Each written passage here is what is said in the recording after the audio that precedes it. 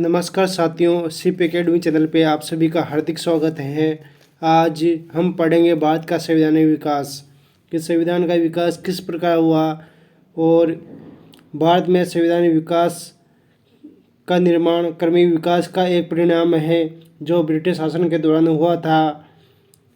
साथियों, east India company की स्थापना कब हुई थी? ईस्ट इंडिया कंपनी की स्थापना हुई थी 31 दिसंबर 1600 ईस्वी को। तो साथियों, ये क्लास आप सभी के लिए बहुत ही इम्पोर्टेंट क्लास है और ये सभी एग्ज़ाम जैसे SSC, Delhi police, first grade, second grade और थर्ड ग्रेड के लिए बहुत ही इम्पोर्टेंट क्लास है। तो आप इस क्लास को ज़रूर शेयर कीजिए अपने दोस्तों के साथ, बहुत ही यूजफुल क्लास है। साथियों, अब पढ़ते हैं भारत में संवैधानिक व्यवस्था का निर्माण क्रमिक विकास का परिणाम है जो ब्रिटिश शासन के दौरान हुआ था। ईस्ट इंडिया कंपनी की स्थापना कब हुई थी साथियों? इसकी स्थापना हुई थी 31 दिसंबर 1600 को हुई थी। ये एक शाही चार्टर फरमान के माध्यम से हुई थी। महारानी एलिजाबेथ प्रथम ने लंदन के व्यापारियों को पूर्व देशों के साथ व्यापार करने के लिए 15 वर्षों के एकाधिकार का अधिकार दिया गया था। पूर्व देश के अंतर्गत आते हैं जैसे एशिया, अफगानिस्तान, चीन, एशिया महाद्वीप के जितने भी देश हैं सभी इसके अंतर्गत आते हैं। इसका मुख्य उद्देश्य था मसाले और अन्य व्यापारियों वस्तुओं से मुनाफा कमाना था। ईस्ट इंडिया कंपनी का मुख्य उद्देश्य था अधिक से अधिक मुनाफा कमाना था, यानी धन वसूलना था। साथियों, बाद में ब्रिटिश 1600 ईस्वी में ईस्ट इंडिया कंपनी के रूप में व्यापार करने आए थे। कब आए थे साथियों? 1600 ईस्वी में आए थे। महारानी एलिजाबेथ प्रथम के चार्टर के द्वारा उन्हें भारत में व्यापार करने के लिए विस्तृत अधिकार प्राप्त थे। किसने दिया था अधिकार? महारानी एलिजाबेथ प्रथम ने। जैसे ऐसे समझो कि भारत देश है, भारत का व्यापारी बिजनेसमैन फ्रांस में व्यापार करने जाता है तो मोदी जी से अनुमति लेगा और भारत के हितों में काम करेगा, यानी भारत देश के हित में ही काम करेगा वहाँ पे, और टैक्स के रूप में भारत को पैसा भेजेगा। ऐसे ही ईस्ट इंडिया कंपनी ने महारानी एलिजाबेथ प्रथम को चार्टर के द्वारा भारत में व्यापार करने के लिए विस्तृत अधिकार दिए गए थे। ईस्ट इंडिया कंपनी के द्वारा भारत में प्रशासन चलाने के लिए 3 प्रेसिडेंसियों का गठन किया गया था। साथियों, 3 कौन कौन सी थी? बम्बई प्रेसिडेंसी, मद्रास प्रेसिडेंसी और बंगाल प्रेसिडेंसी। बम्बई प्रेसिडेंसी की स्थापना हुई थी 1618 में, मद्रास प्रेसिडेंसी की स्थापना हुई थी 1639 में और बंगाल प्रेसिडेंसी की स्थापना हुई थी 1617 में। साथियों, लेकिन प्रारंभ में कंपनी व्यापारिक उद्देश्यों तक सीमित थी। बाद में 1665 में कंपनी ने बंगाल, बिहार और उड़ीसा के दीवानी राजस्व यानी अधिकार प्राप्त कर लिए गए थे। इन प्रेसिडेंसियों का मुख्य उद्देश्य था साथियों छोटे छोटे साम्राज्य के राजाओं के साथ संधि करके वो अन्य सहायता उपलब्ध करवाना था, बदले में उनसे अधिक से अधिक धन वसूलना था। ये बात आप ध्यान रखेंगे। भारत के संवैधानिक विकास के इतिहास को 2 भागों में विभक्त कर सकते हैं, ईस्ट इंडिया कंपनी के अंतर्गत और ब्रिटिश क्राउन के अंतर्गत। सर्वप्रथम हम पढ़ेंगे अभी ईस्ट इंडिया कंपनी के अंतर्गत आने वाले कौन कौन से एक्ट हैं और समय के अनुसार उसमें क्या बदलाव हुए हैं उनके बारे में जानते हैं। ईस्ट इंडिया कंपनी के अंतर्गत आने वाले हैं जैसे कौन कौन से? रेगुलेटिंग एक्ट 1773 में आया था, अनुपूरक एक्ट 1781 में आया था, पिट्स इंडिया एक्ट 1784 में आया था, चार्टर एक्ट 1793, चार्टर एक्ट अधिनियम 1813, चार्टर एक्ट 1833, चार्टर एक्ट 1853। ये साथियों, रेगुलेटिंग एक्ट क्या होता है आपके माइंड में आ रहा होगा, तो ये होता है कंपनी के कार्यों को विधिवत रूप से व्यवस्थित या नियमन करने वाला एक एक्ट होता है, यानी अधिनियम होता है।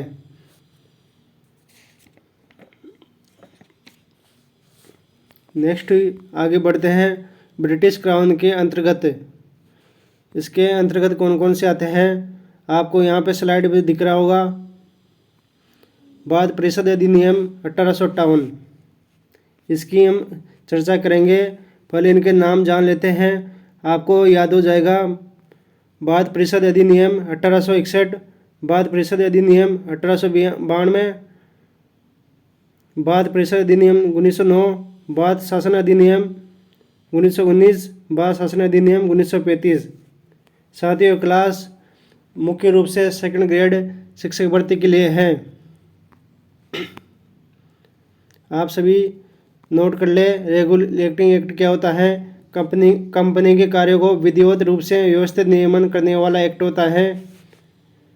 कंपनी के कार्यों को विधिवत रूप से व्यवस्थित नियमन करने वाला एक्ट होता है ये। अब साथियों चार्टर एक्ट क्या होता है इसके बारे में जानते हैं। चार्टर एक्ट वो होता है किसी क्षेत्र विशेष में कुछ अधिकार यानी लाइसेंस देने वाला एक्ट होता है।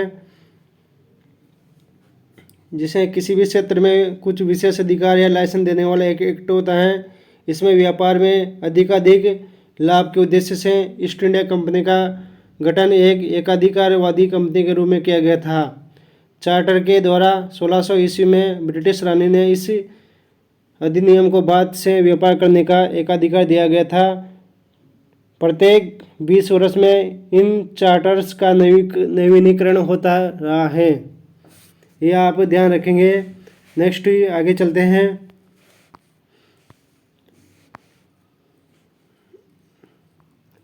साथियों 1600 ईस्वी में वो रानी ने दिया गया था, बाद को व्यापार करने का एकाधिकार दिया गया था। कब दिया गया था? 1600 ईस्वी में दिया गया था। और प्रत्येक 20 वर्ष में इस चार्टर का नवीनीकरण होता था, यह आप ध्यान रखेंगे।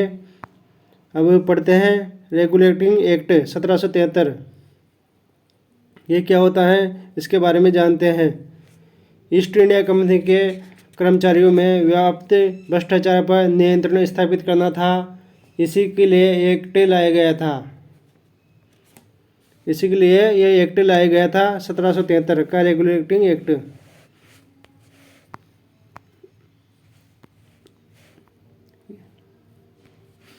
इस एक्ट के द्वारा कंपनी पर ब्रिटिश संसदीय नियंत्रण स्थापित करने का प्रयास किया गया था। इस एक्ट के द्वारा कंपनी पर ब्रिटिश संसदीय नियंत्रण स्थापित करने का प्रयास किया गया था। साथियों ये क्लास बहुत ही इम्पोर्टेंट है। इस एक्ट के द्वारा मुंबई और मद्रास प्रेसिडेंसी को बंगाल के अधीन कर दिया गया था। कौन से एक्ट में किया गया था? रेगुलेटिंग एक्ट 1773 में किया गया था कि बम्बई और मद्रास जैसी प्रेसिडेंसी को बंगाल के अधीन कर दिया गया था। इससे पूर्व सभी प्रेसिडेंसियों गवर्नर एक दूसरे से स्वतंत्र थे। अब किसके अधीन कर दिया गया? बंगाल के अधीन कर दिया गया। इस एक्ट के द्वारा बंगाल के गवर्नर का पद नाम बदलकर बंगाल का गवर्नर जनरल कर दिया गया। कौन सा नाम चेंज किया गया साथियों? गवर्नर का नाम चेंज करके गवर्नर जनरल कर दिया गया तथा उसकी सहायता के लिए 4 संसदीय कार्यकारिणी परिषद गवर्नर परिषद बनाई गई। 4 संसदीय कार्यकारिणी परिषद बनाई गई है जो बहुमत के आधार पर निर्णय लेती थी, जिसमें निम्न सदस्य थे 1+4 यानी कुल सदस्य कितने थे? 5। साथियों उनके नाम जानते हैं। इसमें एक तो मुख्य न्यायाधीश होता था, यानी मुख्य न्यायाधीश क्या बंगाल का गवर्नर जनरल होता था। कौन है? पहले कौन बने हैं? लॉर्ड वारेन हेस्टिंग जो बंगाल के गवर्नर जनरल थे। दूसरे हैं क्लेवरिंग, तीसरे हैं बरवेल और चौथे हैं फिलिप फ्रांसिस और 5वें हैं मॉनसन, जिसकी 1776 ईस्वी में मृत्यु हो गई थी। कब हुई थी? 1776 ईस्वी में मृत्यु हो गई थी। उसके बाद नए सदस्य बने एडवर्ड व्हीलर बने थे। कौन बने साथियों? एडवर्ड व्हीलर बने थे। कुल कितने सदस्य थे साथियों? इसमें 5 सदस्य थे। Lord Warren Hasting, Clavering, Barwell, Philip Francis और मॉनसन। इसके बाद में इसकी मृत्यु हो गई थी। इसके बाद में नए सदस्य बने थे एडवर्ड व्हीलर। ये आपको विशेष रूप से ध्यान रखना है। बंगाल के प्रथम गवर्नर कौन थे साथियों? बंगाल के प्रथम गवर्नर थे रॉबर्ट क्लाइव। कौन थे बंगाल के प्रथम गवर्नर? रॉबर्ट क्लाइव थे। और बंगाल का अंतिम गवर्नर वारेन हेस्टिंग बने थे। और बंगाल का प्रथम गवर्नर जनरल बने थे वारेन हेस्टिंग, जो भी हाल ही में पढ़ा गया है अपन के द्वारा। भारत का प्रथम गवर्नर जनरल कौन है? भारत का प्रथम गवर्नर जनरल बना है विलियम बेंटिक। कौन बना है साथियों? विलियम बेंटिक बने हैं। भारत का प्रथम वायसराय लॉर्ड कैनिंग था। कौन था साथियों? Lord Canning. भारत का प्रथम वायसराय कौन था? लॉर्ड कैनिंग था। भारत का अंतिम वायसराय लॉर्ड माउंटेन था। भारत का अंतिम वायसराय कौन था? लॉर्ड माउंटबेटन था। भारत का अंतिम भारतीय गवर्नर था जनरल कौन था? भारत का अंतिम भारतीय गवर्नर जनरल कौन था? श्री राजगोपालाचारी था। ये आपको ध्यान रखना है। भारत का अंतिम भारतीय गवर्नर जनरल कौन था? श्री राजगोपालाचारी था। और भारत का अंतिम वायसराय लॉर्ड माउंटबेटन था। और भारत का प्रथम वायसराय लॉर्ड कैनिंग था। कौन था? कैनिंग था। याद हो गए होंगे आपको। बंगाल का प्रथम गवर्नर जनरल था रॉबर्ट क्लाइव। और बंगाल का अंतिम गवर्नर वारेन हेस्टिंग। और बंगाल का प्रथम गवर्नर जनरल था वारेन हेस्टिंग। और भारत का प्रथम गवर्नर जनरल था विलियम बेंटिक। और भारत का प्रथम वायसराय था लॉर्ड कैनिंग। भारत का अंतिम वायसराय कौन था? Lord Mountbatten. भारत का अंतिम भारतीय गवर्नर जनरल था श्री राजगोपालाचारी। भारतीय की बात करें तो कौन था? श्री राजगोपालाचारी। यहाँ पे भारतीय शब्द दिया गया है, इस पे गौर करें। नेक्स्ट देखते हैं। बहुत ही इम्पोर्टेंट फैक्ट है साथियों, इसको जरूर नोट करना है आपको। वारेन हेस्टिंग ब्रिटिश भारत के प्रथम गवर्नर जनरल थे, जिसके ऊपर महाभियोग भी चलाया गया था। यह नंद कुमार बनाम वारेन हेस्टिंग मुकदमे के अंतर्गत था। ये बात आपको विशेष रूप से ध्यान रखनी है। नेक्स्ट आगे बढ़ते हैं। इस एक्ट के द्वारा कलकत्ता में सुप्रीम कोर्ट की स्थापना की गई थी। कौन से एक्ट के द्वारा की गई थी? रेगुलेटिंग एक्ट के द्वारा कलकत्ता में सुप्रीम कोर्ट की स्थापना की गई थी। कब की गई थी? 1774 ईस्वी में। इसे अपेक्स कोर्ट का नाम भी दिया गया। इसे अभिलेख न्यायालय का दर्जा दिया गया था। ये बहुत ही इम्पोर्टेंट है साथियों। कलकत्ता में सुप्रीम कोर्ट की स्थापना हुई थी 1774 ईस्वी में। इसे अपेक्स कोर्ट का नाम भी दिया गया।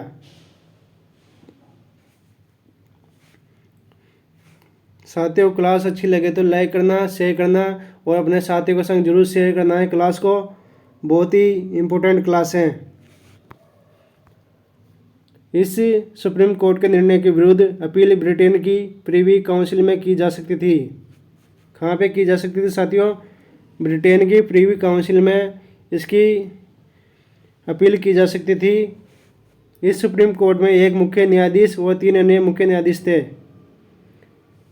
इस सुप्रीम कोर्ट में एक मुख्य न्यायाधीश और 3 अन्य मुख्य न्यायाधीश थे साथियों। आइए उनके बारे में जानते हैं। इनका नाम है सर एलिजा इम्फे, जो मुख्य न्यायाधीश थे। कौन है साथियों? सर एलिजा इम्फे थे, जो मुख्य न्यायाधीश थे। Robert Chambers, John Hyde, Stephen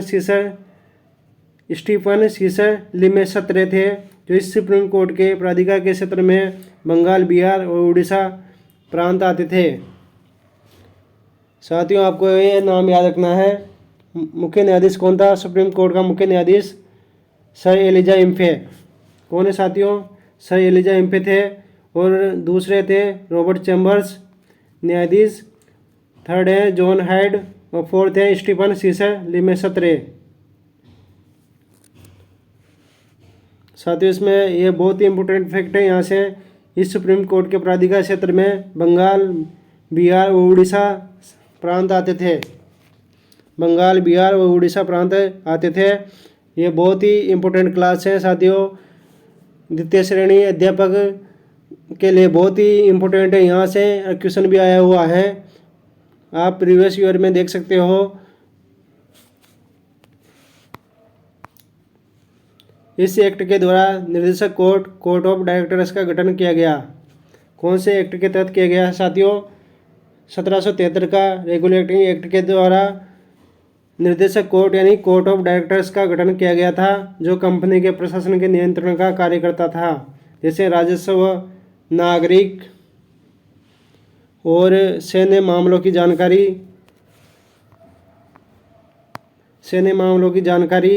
British सरकार को देना अनिवार्य कर दिया गया था। इस एक्ट के द्वारा निर्देशक कोर्ट ऑफ डायरेक्टर्स का गठन किया गया था, जो कंपनी के प्रशासन पर नियंत्रण का कार्य करता था। जिसे राजस्व, नागरिक, सैन्य मामलों की जानकारी ब्रिटिश सरकार को देना अनिवार्य कर दिया गया था। आप ध्यान रखेंगे साथियों। इस एक्ट के द्वारा ईस्ट इंडिया कंपनी के कर्मचारियों को निजी व्यापार एवं भारतीय लोगों में उपहार लेने से मना कर दिया गया था। कौन से एक्ट में? 1773 का एक्ट है, उसी में।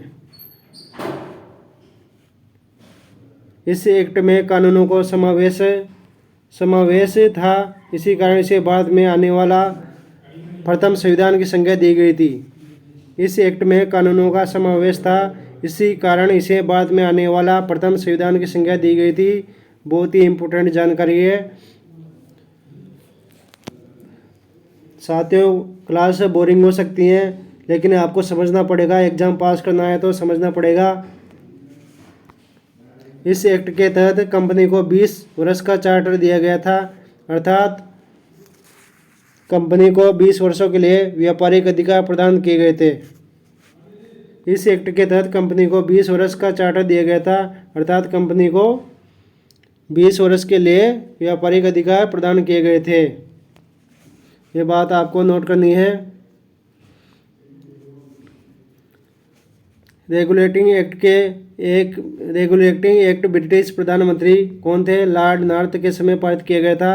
किसके समय किया गया था पारित? लॉर्ड नॉर्थ के समय पारित किया गया था। ये आपको ध्यान रखना है इनका नाम। प्रधानमंत्री कौन थे? लॉर्ड नॉर्थ के समय इसको पारित किया गया था।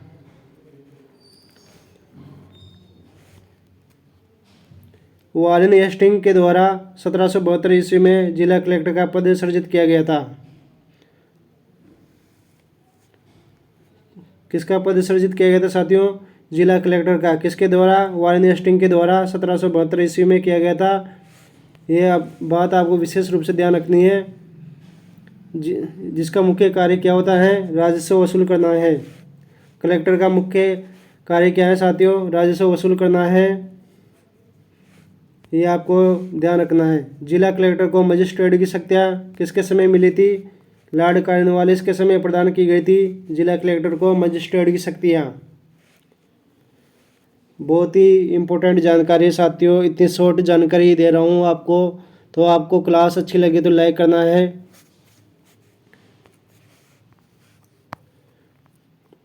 लॉर्ड कॉर्नवालिस को लोक सेवाओं का सिविल सर्विसेज का जनक कहा गया है। लॉर्ड कॉर्नवालिस को लोक सेवाओं का सिविल सर्विसेज का जनक कहा जाता है। ये आपको ध्यान रखना है साथियों। किसको बोला जाता है? लॉर्ड कॉर्नवालिस को लोक सेवाओं का यानी सिविल सर्विसेज का जनक कहा जाता है। सीधा फैक्ट आता है एग्जाम में कि लोक सेवाओं का यानी सिविल सर्विसेज का जनक किसे कहते हैं? तो किसे कहते हैं साथियों? लॉर्ड कॉर्नवालिस को कहते हैं। बहुत ही इम्पोर्टेंट है, ये जानकारी नोट कर लीजिए। अब आगे बढ़ते हैं साथियों। बहुत ही शॉर्ट स्वीट्स नोट्स बनाए गए हैं आपके लिए। आप चाहे तो इसको नोट भी कर सकते हो। 1781 का अनुपूरक अधिनियम यानी एक्ट ऑफ सेटलमेंट, क्या बोलते हैं? एक्ट ऑफ सेटलमेंट बोलते हैं इसको। 1781 का अनुपूरक अधिनियम। रेगुलेटिंग एक्ट 1773 की कमियों को दूर करने के लिए ये एक्ट लाया गया था।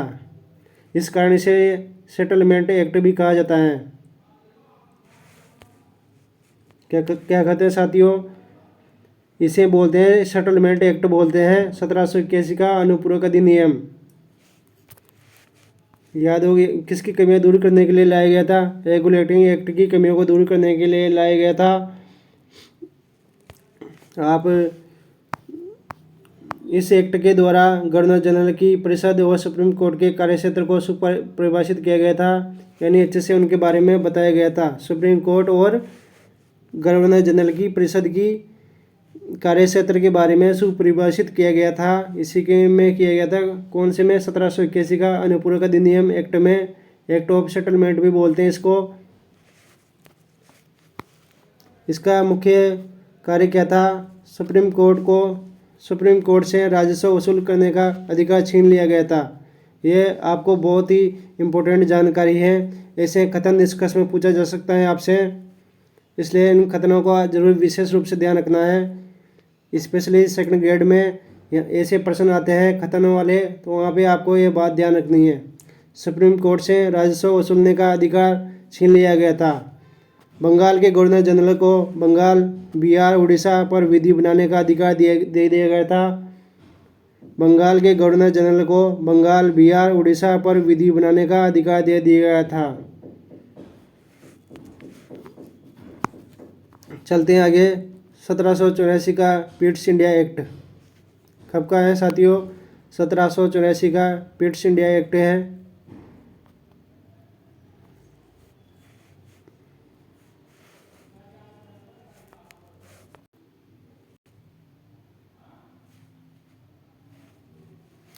सत्रह सौ चौरासी का पिट्स इंडिया एक्ट कब का है साथियों? 1784 का पिट्स इंडिया एक्ट है, जो ब्रिटेन के तात्कालिक प्रधानमंत्री विलियम पिट के द्वारा ये एक्ट लाया गया था। किसके द्वारा लाया गया था?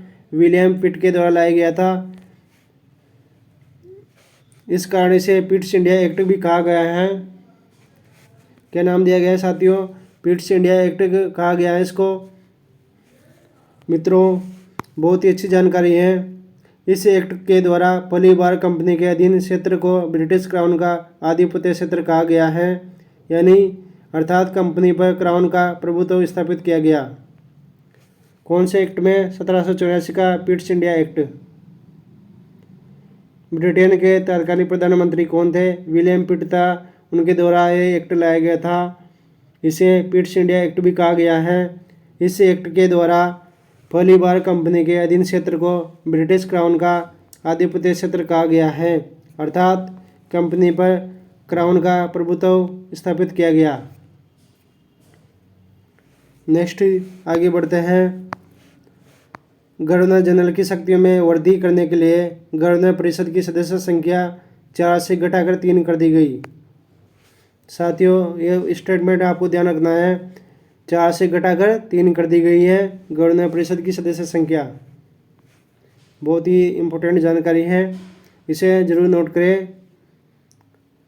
गवर्नर जनरल की शक्तियों में वृद्धि करने के लिए गवर्नर परिषद के सदस्यों की संख्या 4 से घटाकर 3 कर दी गई। इस एक्ट के तहत नियंत्रक मंडल यानी बोर्ड ऑफ कंट्रोल का गठन किया गया। कौन से एक्ट में किया गया? 1784 का पिट्स इंडिया एक्ट में किसका गठन किया गया? नियंत्रक मंडल यानी बोर्ड ऑफ कंट्रोल का गठन किया गया। इसमें 6 सदस्य होते हैं साथियों। कितने सदस्य होते हैं? 6 सदस्य होते हैं।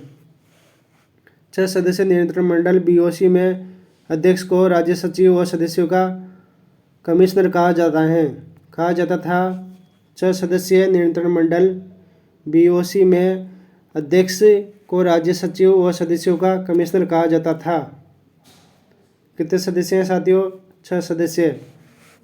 अब 6 सदस्यों में से 2 सदस्य ब्रिटिश मंत्रिमंडल तथा 4 सदस्य प्रिवी काउंसिल के थे। कितने सदस्य थे? 6 में से 2 सदस्य तो ब्रिटिश मंत्रिमंडल के थे और 4 सदस्य प्रिवी काउंसिल के थे। इन सभी की नियुक्ति एवं पदच्युति का अधिकार ब्रिटिश सम्राट को सौंपा गया। किसको सौंपा गया साथियों? ब्रिटिश सम्राट को सौंपा गया था। ये बात यहाँ पे लिखी हुई है, ध्यान रखें। पदोन्नति व पदच्युति का अधिकार ब्रिटिश सम्राट को दिया गया था। इस कंपनी को दो भागों में बांटा गया है। दो भागों में कौन कौन से हैं? व्यापारिक कार्यों के लिए और प्रशासनिक राजनीतिक कार्यों के लिए बांटा गया है साथियों। ये बात आप विशेष रूप से ध्यान रखें। ये आपको यहाँ पे दिया गया स्लाइड में। व्यापारिक कार्यों के लिए निर्देशक मंडल बनाया गया था और कोर्ट ऑफ डायरेक्टर्स बोलते हैं जिसे, और प्रशासनिक यानी राजनीतिक कार्यों के लिए नियंत्रण मंडल यानी बोर्ड ऑफ कंट्रोल बनाया गया है। सत्रह सौ चौरासी का पिट्स इंडिया एक्ट के तहत लाया गया था इनको। यह आपको नोट करना है और एग्जाम में यहाँ से जरूर क्वेश्चन देखने को मिलेगा, ये आशा करता हूँ। अब पढ़ते हैं 1786 का संशोधनात्मक अधिनियम। 1786 का संशोधनात्मक अधिनियम, इस एक्ट में गवर्नर जनरल को सर्वशक्तिमान बना दिया गया, यानी कर्ताधर्ता वही है। कौन है? गवर्नर जनरल ही सर्वशक्तिमान है, सर्वशक्तिमान है, कर्ताधर्ता वही है। लॉर्ड कॉर्नवालिस को तीनों सेनाओं का सेनापति बनाने के लिए वो गवर्नर परिषद के विरुद्ध वीटो पावर देने के लिए ये एक्ट लाया गया था। ये आपको ध्यान रखना है किसके लिए लाया गया था। गवर्नर जनरल को तो सर्वशक्तिमान बना दिया गया है और लॉर्ड कॉर्नवालिस को तीनों सेनाओं का सेनापति बनाने के लिए और गवर्नर को गवर्नर परिषद के विरुद्ध वीटो पावर देने के लिए यह एक्ट लाया गया था। अर्थात गवर्नर परिषद के निर्णय को निरस्त कर सकता था। यह आपको ध्यान रखना है, गवर्नर परिषद के निर्णय को निरस्त कर सकता था। नेक्स्ट आगे चलते हैं। अब पढ़ते हैं 1793 का चार्टर एक्ट। साथियों इनके बारे में जो इम्पोर्टेंट है मैंने आपको बता दिया गया है और एग्जाम में यही पूछा गया है अभी तक, तो आपको इसमें कोई डाउट नहीं होना चाहिए कि कंटेंट कम है। ये बहुत हैं और पढ़ने में भी बहुत मज़ा आ रहा होगा आपको, ये उम्मीद करता हूँ। 1793 का चार्टर एक्ट आया था। इसमें क्या है? साथ ही ये 20 साल में रिन्यू होता है इसका, ये ध्यान रखना है आपको। इस एक्ट के तहत गवर्नर जनरल व उसकी परिषद को वेतन भारतीय राजस्व से दिया जाने का प्रावधान किया गया था। कौन से एक्ट में था? 1793 का चार्टर एक्ट में दिया गया था। गवर्नर जनरल व उसकी परिषद को वेतन भारतीय राजस्व से दिया जाने का प्रावधान किया गया था। इससे पूर्व इनको वेतन ब्रिटिश राजस्व से दिया जाता था। पहले कहाँ से मिलता था? ब्रिटिश राजस्व से दिया जाता था। इस एक्ट को पावर एक्ट के नाम से भी जाना जाता है। इस एक्ट को पावर एक्ट के नाम से भी जाना जाता है, ये आप ध्यान रखना है।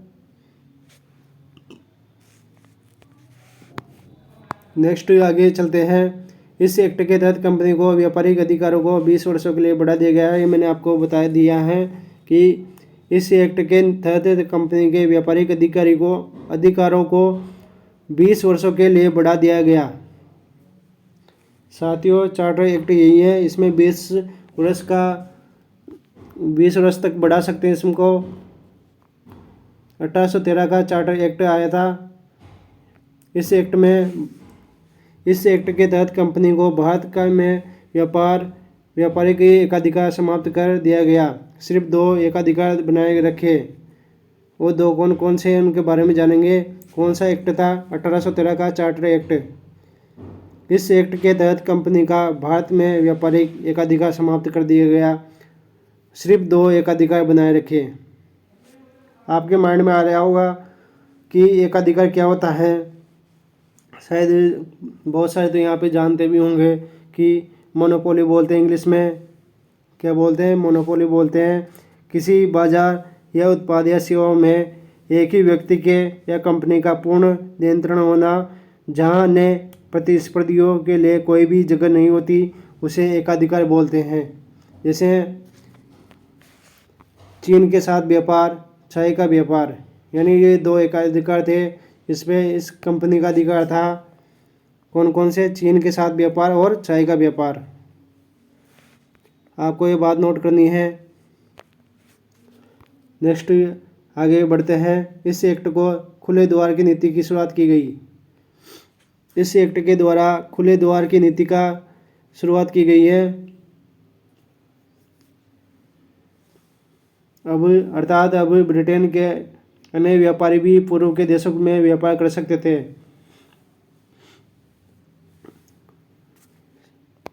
यानी वो दो को छोड़ के वो सभी में व्यापार कर सकते थे। ब्रिटेन के नए व्यापारी भी पूर्व में देशों के साथ व्यापार कर सकते थे। कौन से एक्ट के तहत कर सकते थे? 1813 का चार्टर एक्ट के तहत कर सकते थे साथियों। इस एक्ट को खुले द्वार की नीति की शुरुआत भी की गई थी, अर्थात अब ब्रिटेन के नए व्यापारी भी पूर्व देशों के साथ व्यापार कर सकते थे। और शिक्षा पे कितना खर्च किया गया था इस एक्ट के तहत साथियों?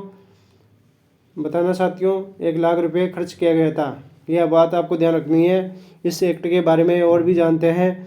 बहुत ही अच्छी बातें हैं इसमें। ईस्ट इंडिया कंपनी को पुनः 20 वर्षों का अभी लाइसेंस दिया गया था, इसी एक्ट के तहत दिया गया था। वो सब जानते हैं आगे। इस एक्ट के द्वारा भारत में सर्वप्रथम शिक्षा पर 1 लाख रुपए खर्च का प्रावधान किया गया था। कितने रुपए का किया गया था साथियों? 1 लाख रुपए का प्रावधान किया गया था। और इस एक्ट के द्वारा ईसाई मिशनरियों को बाद में ईसाई धर्म के प्रचार प्रसार में छूट भी दी गई थी। यह आपको विशेष रूप से ध्यान रखना है। 1 लाख रुपए का खर्च का प्रावधान किया गया था। नेक्स्ट आगे चलते हैं। इस एक्ट के द्वारा ईस्ट इंडिया कंपनी को पुनः 20 वर्षों का लाइसेंस दिया गया था। साथियों, चार्टर एक्ट में 20 वर्ष का एक्सटेंड किया गया था आगे, ये आपको ध्यान रखना है। लाइसेंस को एक्सटेंड किया गया था। 1833 का चार्टर एक्ट, ये ध्यान रखना है साथियों। 1833 का चार्टर एक्ट, इस एक्ट के तहत कंपनी के व्यापारिक एकाधिकार को समाप्त कर दिया गया था। चाय और चीन के साथ व्यापार भी समाप्त कर दिया गया था। कौन से एक्ट में? 1833 का चार्टर एक्ट में। इस एक्ट के तहत कंपनी के व्यापारिक एकाधिकार को समाप्त कर दिया गया, अर्थात चाय और चीन के साथ व्यापार भी समाप्त कर दिया गया था। और किसके साथ किया गया था साथियों? 1813 का चार्टर एक्ट के द्वारा अधिकार सभी समाप्त कर दिए गए थे, लेकिन सिर्फ 2 एकाधिकार बनाए रखे थे, चीन के साथ व्यापार और चाय का व्यापार। कौन से एक्ट के तहत किए गए थे? वह 1813 की बात है। और उसके बाद आया 1833 का चार्टर एक्ट, इसके द्वारा समाप्त कर दिया गया। चाय और चीन के साथ भी व्यापार भी समाप्त कर दिया गया है। यह आपको दोनों में डिफरेंट ध्यान रखना है। 1813 और 1833 का चार्टर एक्ट का ध्यान रखना है। जो पहले आया था तो उसमें तो व्यापार करने की छूट थी, चीन के साथ भी कर सकते थे व्यापार और चाय का भी व्यापार कर सकते थे। लेकिन 1833 का एक्ट के तहत न तो चाय का और न चीन के साथ व्यापार भी कर सकते थे। ये सब समाप्त कर दिया गया था। यह आपको विशेष रूप से ध्यान रखनी है। नेक्स्ट आगे चलते हैं।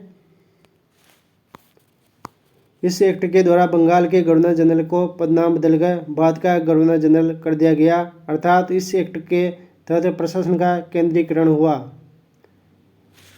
कौन से एक्ट की बात चल रही है साथियों?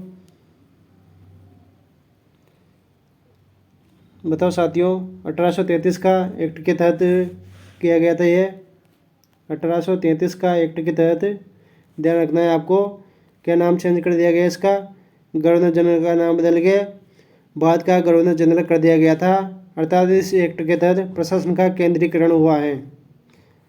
क्या हुआ है साथियों? प्रशासन का केंद्रीकरण हुआ है। यह आपको नोट करना है। लॉर्ड विलियम बेंटिक बंगाल का अंतिम गवर्नर जनरल था तथा भारत का प्रथम गवर्नर जनरल बना था।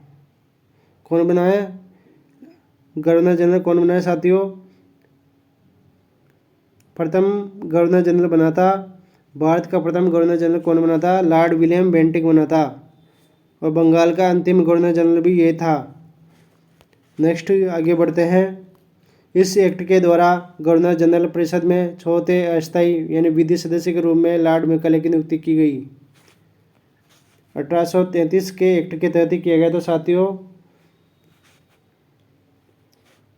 विधि सदस्य के रूप में किसकी नियुक्ति की गई थी? लॉर्ड मैकाले की।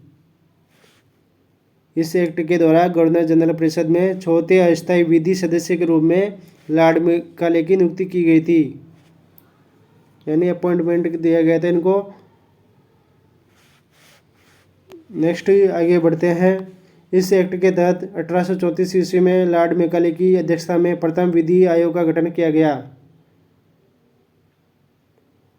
इस एक्ट के तहत 1834 ईस्वी में लॉर्ड मैकाले की अध्यक्षता में प्रथम विधि आयोग का गठन किया गया था, जिसमें 4 सदस्य थे। प्रथम विधि आयोग का गठन कब किया गया था साथियों? 1834 ईस्वी में हुआ था और लॉर्ड मैकाले की अध्यक्षता में हुआ था। ये आपको विशेष रूप से ध्यान रखना है। और इसी एक्ट के द्वारा दास प्रथा के उन्मूलन का घोषणा की गई थी। दास प्रथा के उन्मूलन की घोषणा की गई थी, लेकिन बाद में दास प्रथा की समाप्ति 1843 में लॉर्ड एलनबरो के समय हुई थी।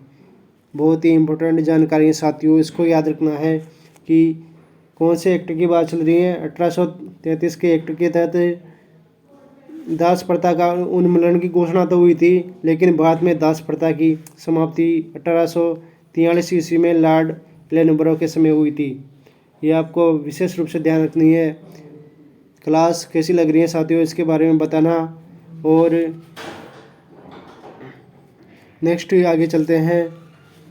ध्यान रखने की बात यह है आपको, यहाँ पे ठगी की समाप्ति कब हुई थी? ठगी की समाप्ति हुई थी 1830 ईस्वी में। किसके समय हुई थी? कर्नल सोलोमन के समय हुई थी। कर्नल सोलोमन के सहयोग से हुई थी साथियों ठगी की समाप्ति 1830 ईस्वी में। नेक्स्ट आगे बढ़ते हैं। सती प्रथा की समाप्ति। सती प्रथा की समाप्ति हुई है लॉर्ड विलियम बेंटिक के समय। कब हुई थी साथियों? लॉर्ड विलियम बेंटिक के समय हुई थी। राजा कौन था? उस समय राजा मोहन राय के प्रयासों से 4 दिसंबर 1829 को अधिनियम 17 के तहत की गई थी। सती प्रथा की समाप्ति लॉर्ड विलियम बेंटिक के समय राजा मोहन राय के प्रयासों से 4 दिसंबर 1829 को अधिनियम 17 के तहत की गई थी। यह बात आपको ध्यान रखनी है, बहुत ही प्यारा क्वेश्चन है। सती प्रथा की समाप्ति ये कुप्रथा है, इसको ध्यान रखना है। सती प्रथा साथियों, सती प्रथा एक बहुत ही कुप्रथा बोलते हैं जिसे। इसमें पति की मृत्यु होने पर महिला को उसके साथ ही जला देना, उसकी चिता के साथ ही जला देना, ये एक बहुत ही बुरी कुप्रथा है। इसको समाप्ति लॉर्ड विलियम बेंटिक के समय राजा मोहन राय के प्रयासों से 4 दिसंबर 1829 को अधिनियम 17 के तहत की गई थी। ये आपको ध्यान रखना है, विशेष डेट जरूर ध्यान रखना है। इस एक्ट के द्वारा शिक्षा पर खर्च की राशि 1 लाख से बढ़ाकर 10 लाख रुपये कर दी गई थी। इस एक्ट के द्वारा शिक्षा पर खर्च की राशि 1 लाख रुपये से बढ़ाकर 10 लाख रुपये वार्षिक कर दिए गए थे। यह आपको ध्यान रखना है। नेक्स्ट आगे चलते हैं। इस एक्ट के तहत 1835 में एक शिक्षा आयोग का गठन किया गया, जिसका अध्यक्ष लॉर्ड मैकाले को बनाया गया। किसको बनाया गया साथियों? लॉर्ड मैकाले को बनाया गया है। यह आपको ध्यान रखना है। 1835 में शिक्षा आयोग का गठन हुआ था। कब हुआ था शिक्षा आयोग का गठन? 1835 में हुआ था। और अध्यक्ष कौन बने थे? लॉर्ड मैकाले बने थे। ध्यान रखने की बात यह है कि आपको बाद में पाश्चात्य यानी अंग्रेजी शिक्षा का जनक लॉर्ड मैकाले को कहा जाता है। बाद में पाश्चात्य शिक्षा का जनक किसे कहते हैं? लॉर्ड मैकाले को कहा जाता है। इस एक्ट के तहत पश्चिमी अवध व आगरा को मिलाकर एक नए उत्तर पश्चिमी प्रांत का गठन किया गया, जिसे वर्तमान में उत्तर प्रदेश कहा जाता है। कौन से एक्ट के तहत? 1833 का चार्टर एक्ट के तहत गठन हुआ था। पश्चिमी अवध व आगरा को मिलाकर एक नए उत्तर पश्चिमी प्रांत का गठन हुआ था। किसका गठन हुआ था? उत्तर पश्चिमी प्रांत का गठन हुआ था, जिसे वर्तमान में उत्तर प्रदेश यानी यूपी कहा जाता है। इस एक्ट के द्वारा कंपनी के कर्मचारियों को बाद में जमीन खरीदने व निवास करने का अधिकार भी दिया गया। 1833 के एक्ट के द्वारा कंपनी के कर्मचारी को बाद में जमीन खरीदने का व निवास करने का अधिकार भी दिया गया। इस एक्ट के द्वारा कंपनी को पुनः 20 वर्ष का लाइसेंस भी दिया गया। क्योंकि 20-20 वर्ष एक्सटेंड करते हैं। तो आपको ये ध्यान रखना है 1833 के एक्ट के द्वारा कंपनी को पुनः 20 वर्ष का लाइसेंस भी दिया गया है। ये बात नोट करनी है आपको। और इम्पोर्टेंट फैक्ट है आपके सामने, बहुत शानदार है। इम्पोर्टेंट फैक्ट इसको याद रखना है। भारतीय संविधान का निर्माण में आंशिक संकेत इस अधिनियम में प्रतिबिंबित होते हैं। भारतीय संविधान के निर्माण के आंशिक संकेत इस अधिनियम में प्रतिबिंबित होते हैं। इस एक्ट पर सर्वाधिक प्रभाव लॉर्ड मैकाले और जेम्स जिम का दिखाई पड़ता है। किसका पड़ता है साथियों? लॉर्ड मैकाले और जेम्स जिम का पड़ता है।